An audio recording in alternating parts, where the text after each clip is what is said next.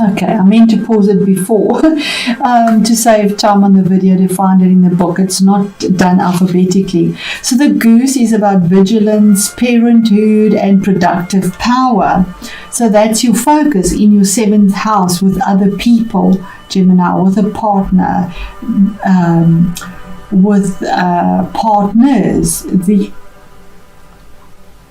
with working with the other as opposed to self. And the meaning of it drawn upright is that this card may indicate that you are ready to take on the responsibilities of raising a family or of committing yourself to a long-term partnership. Goose brings creative and productive power and allows you to open to this power. Secure in the knowledge that your relationship, family, or working partnership will provide a stable environment to act as a crucible for your creativity. The goose, with its strong attachment to its family and the ability to fly extraordinarily high from one continent to another, shows us that it is possible to be both grounded and spiritual in our daily lives. Very strong, good energy, especially when you're dealing with emotional energies, this lunar eclipse and other people. Now, the other side of goose would be the reverse side, and that would be where your south node is. And the south node is in your 1st house, within yourself. So what are the emotional issues that you are dealing with, Sag? And the first house being about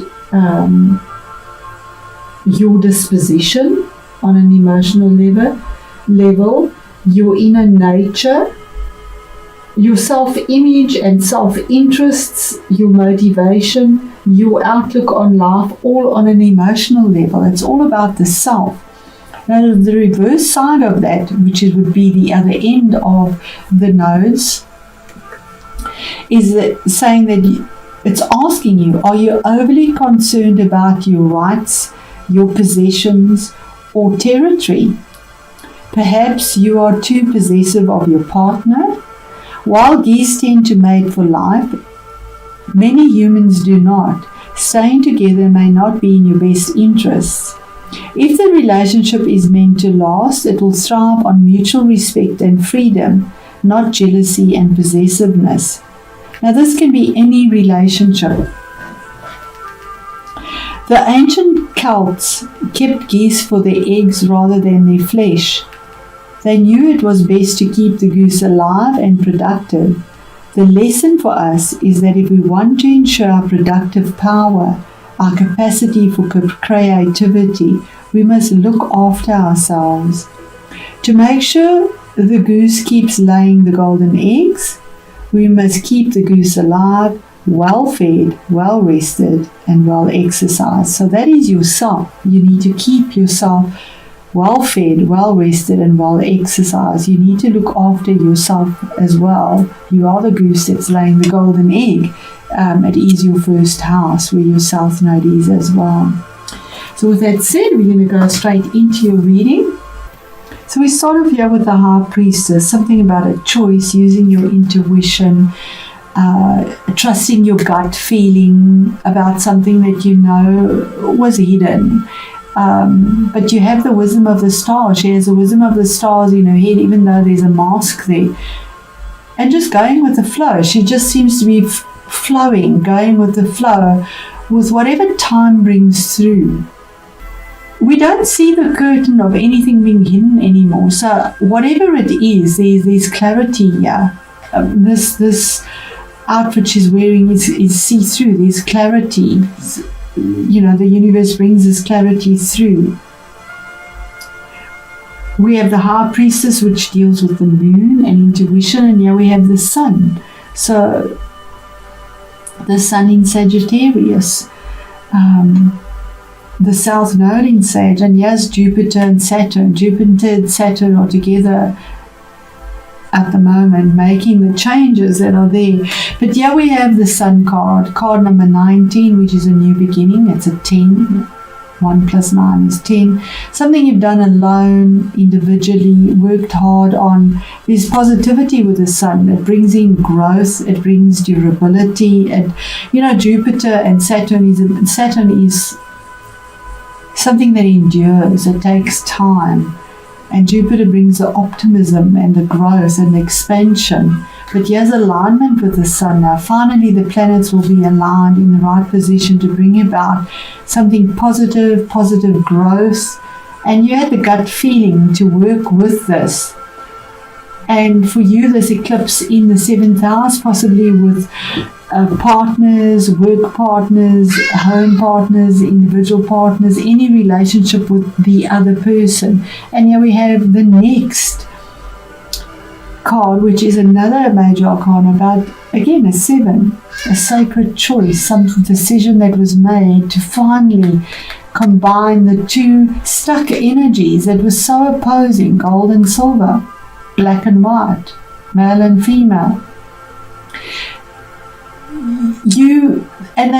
These are statues here. These sphinxes are solid, but you get them to somehow move this chariot forward from wherever it is, even though they are by perseverance and diligence, and there's success there moving forward.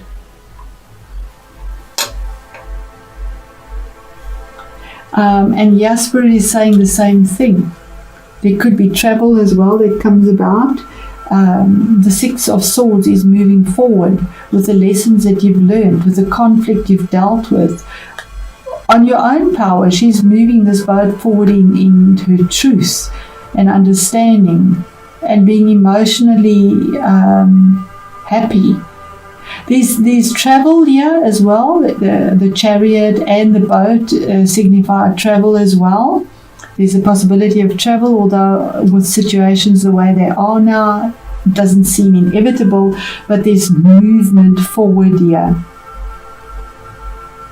6 is also a karmic number, something that's been in there in the past, moving forward towards a new future. You could be dealing with a Cancerian possibly, or somebody that exhibits those energies. It's also somehow saying don't cling to something that you might feel is necessary or brings value, because there's some form of positivity and clarity, but you have the gut instinct to know that. What is hidden and what you're not aware of is the Magician, is that you are manifesting something from behind, something that you thought was an illusion. There is something happening in the background, some form of magic, because you have those skills. Those skills are there for you. There's wisdom gained. He has this grey long hair and he's pretty focused on where he wants to go, and Sag is pretty focused, and there's the one as well, the sun, and there's some new focus and victory to move forward here in what you've created or manifested. And then the difficulty or the challenge could have been in finances, very possibly, or to get the opportunity to create something that is secure, that has value, that will be long-lasting. It could be in a business, the bosses, the partners, or the spouse looking towards creating something. Being quite wise and looking at what happened in the past, but knowing that there's an opportunity now to move forward in a more secure way, in a detailed way, in a tangible way. But somehow there is this sadness or regret about something that is lost, something that you've had to turn your back on, and possibly on an emotional level, because it is cups. It's the only cups that come in here, basically. But we have Cancer, the chariot, as a water sign as well. So maybe having victory of emotions. Yeah, we have water as well in this card. So I want to just clarify where this is for Sagittarius in their 7th house, the emotional changes with regards to other people versus self.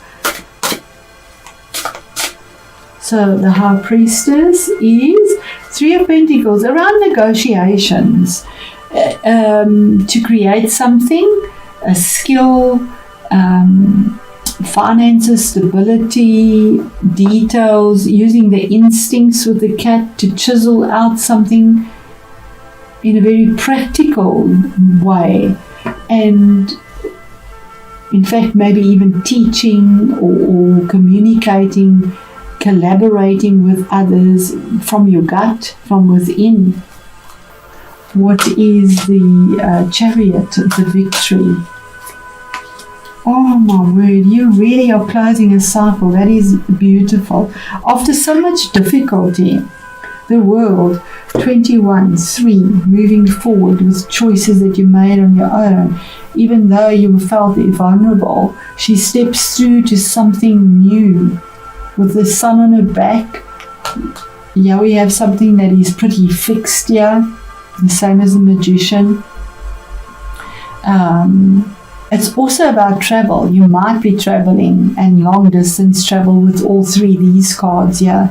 That the sun is in, and you might be moving or changing workplace. But this is a victory.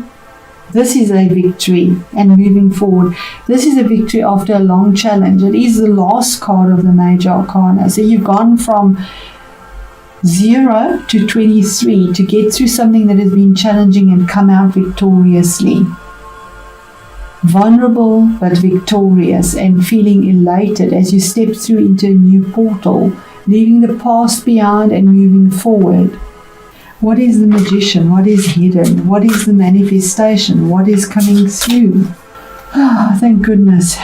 What you've been so worried about, what you've been feeling so negative about, and what has haunted you at night and kept you awake, if it is, whatever it is, it's negative energy, but if you did it on your own, it's 9. And also the closing of a cycle. You manifest something from your mind. You've been going round and round in your mind and not being able to sleep, thinking about this, thinking about that, to the point of distraction. With a lot of passion and truth, though. But you have now conquered that. You've manifested this significantly with some change, significant change. And the last card, this sadness, this loss that you've been worrying about, could have been about finances. Yeah, something you were stuck in. Well, I suppose with COVID, we all are. But something that you were stuck in.